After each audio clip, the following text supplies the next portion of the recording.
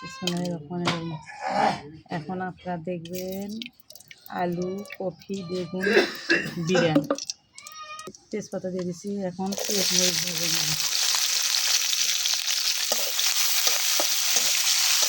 নেব। লবণ দিয়ে দিলাম, তারপরে এই যে হলুদ দিয়ে দিলাম,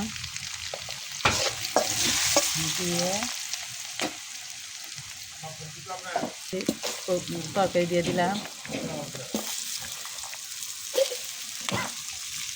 এই যে বেগুন, আলু, কফি, বিরিয়ানি, সঙ্গেই থাকুন, দেখুন কীভাবে বিরিয়ানি করি আমরা। এই যে বিরিয়ানি লাটতেছি,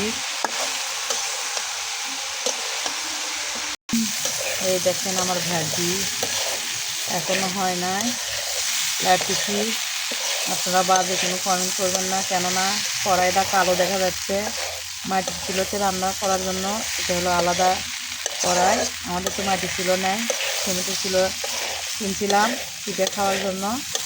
তো গ্যাস নাই দেখে মাটির চুলোতে রান্না যখন করি তখন এই কালিয়ালা কড়াইয়ে রান্না করি।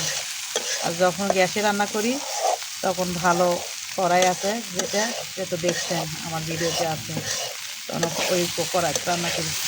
কড়াই ছাড়া রান্না করতে পারি না ভাই, কিসের জন্য? পাতিলে রান্না করলে ভালো লাগে না, রান্না করে পাতিলে ঢেলে দিই। দেখেন এই যে আমার কফি, আলু, বেগুন ভাজি, বেশি ভাজিনি, কিসের জন্য? কফি ভেঙে গেলে ভালো লাগবে না, ঘেটে যাবে। তো কেমন হয়েছে অবশ্যই কমেন্ট করে জানাবেন। ভালো থাকবেন সবাই, সবাই আমাকে সাপোর্ট করবেন, একটু আমার ভিডিও দেখবেন, লাইক কমেন্ট শেয়ার করে দিবেন। খোদা হাফেজ, আসসালামু আলাইকুম।